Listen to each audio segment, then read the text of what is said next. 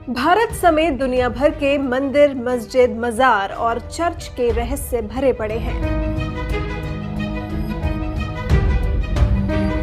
और भारत में तो इतनी किंवदंती है कि लोग बड़े ही चाव से सुनते और सुनाते भी हैं और कहते हैं कि उस रहस्य से उनका सामना हुआ है।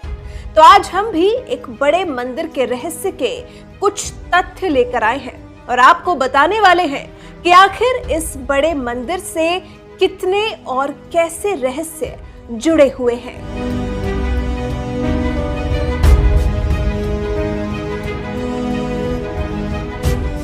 जी हां, हम बात कर रहे हैं भारत के पड़ोसी देश नेपाल की, जहां पर सदियों से कई धार्मिक रहस्य और तथ्य गढ़े हैं जो कभी कभी रह रहकर बाहर आते रहते हैं। आज हम अपनी स्टोरी में नेपाल के सबसे बड़े मंदिर पशुपतिनाथ मंदिर के बारे में आपको बताएंगे कि आखिर लोगों के अंदर किस तरह की भावना है इस मंदिर के बारे में। दरअसल पशुपतिनाथ मंदिर एक शिव मंदिर है जिसमें भगवान शिव की पूजा की जाती है और कहा जाता है कि पशुपतिनाथ मंदिर में खुद शिव यानी कि भगवान शिव निवास करते हैं।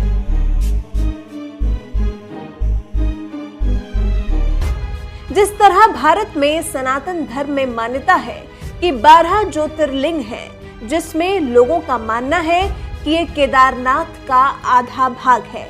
नेपाल का पशुपतिनाथ मंदिर बागमती नदी के किनारे काठमांडू में स्थित है। लोगों की मान्यता है कि ये मंदिर सबसे सर्वश्रेष्ठ मंदिर है।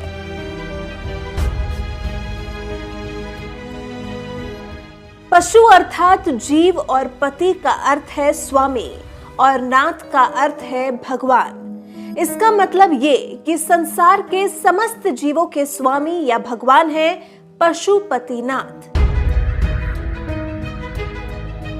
दूसरे अर्थों में अगर कहा जाए तो पशुपतिनाथ का अर्थ है जीवन का मालिक।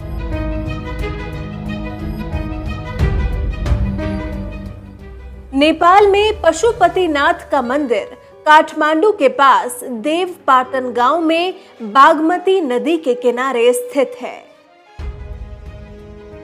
मंदिर में भगवान शिव की एक 5 मुंह वाली मूर्ति है। पशुपतिनाथ विग्रह में चारों दिशाओं में एक मुख और एक मुख ऊपर की ओर है। यहाँ पर एक बात बताते चले कि प्रत्येक मुख के दाएं हाथ में रुद्राक्ष की माला और बाएं हाथ में कमंडल है। मान्यता के अनुसार पशुपतिनाथ मंदिर का ज्योतिर्लिंग पारस पत्थर के समान है। कहते हैं कि ये 5 मुंह अलग अलग दिशा और गुणों का परिचय देते हैं।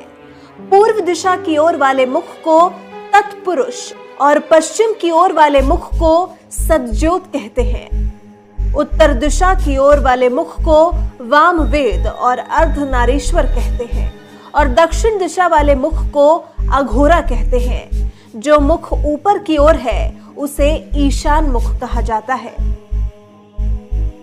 लोगों का मानना है कि ये मंदिर वेदों के लिखे जाने से पहले ही स्थापित हो गया था। मंदिर के बारे में कई पौराणिक कहानियां भी हैं। यहाँ पर हम लोगों के अंदर मौजूद एक पौराणिक कथा के बारे में आपको बताएंगे। माना जाता है कि जब महाभारत का युद्ध हुआ तो लाखों लाखों लोग मारे गए और इनको मौत के घाट पांडवों ने उतारा, जो कि उनके ही सगे संबंधी थे। सनातन धर्म के अनुसार जो हत्या पांडवों ने की वो अपने ही गोत्र के लोगों की थी, इसलिए इसे गोत्रवध भी कहा जाता है। लेकिन जिस तरह कहा जाता है कि गलती होने के बाद ही इंसान पश्चाताप करता है, ठीक उसी तरह पांडवों को भी इसका भान रहा और वो काफी दुखी हुए और इसीलिए इस पाप से बचने के लिए पांडव उपाय खोज रहे थे और पांडव इसके लिए भगवान कृष्ण के पास गए। फिर भगवान श्री कृष्ण ने इस गोत्रवध से बचने के लिए एक उपाय बताया। भगवान श्री कृष्ण ने पांडवों से कहा कि वो भगवान शिव की शरण में जाएं और माफी मांगे।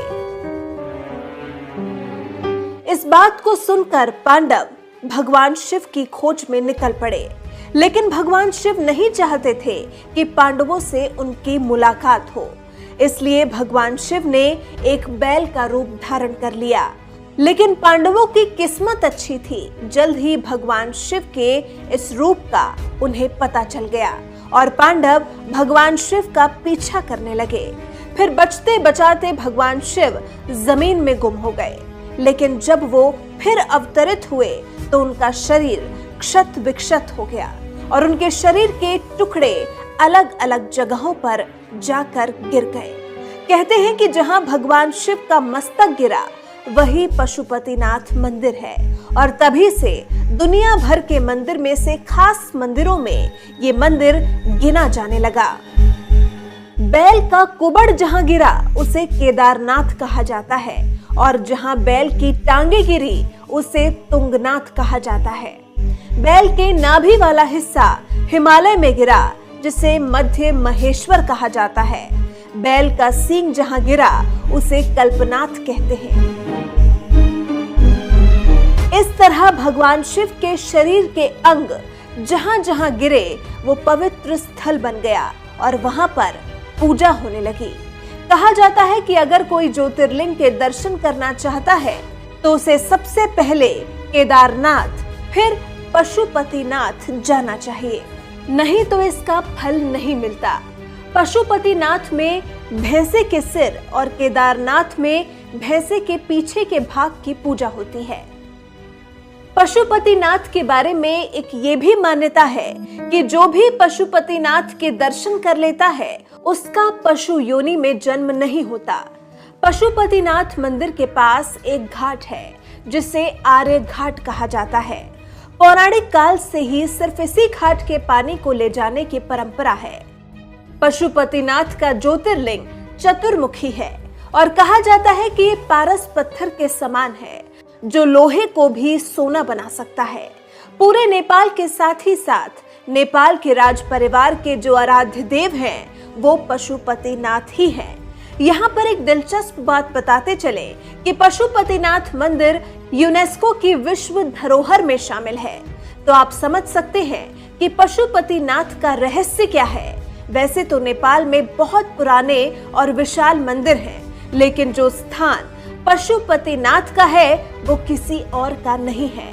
तो अगर आपको कभी नेपाल जाने का मौका मिले तो एक बार काठमांडू में स्थित पशुपतिनाथ मंदिर जरूर जाइएगा और दर्शन कर आशीर्वाद जरूर लीजिएगा।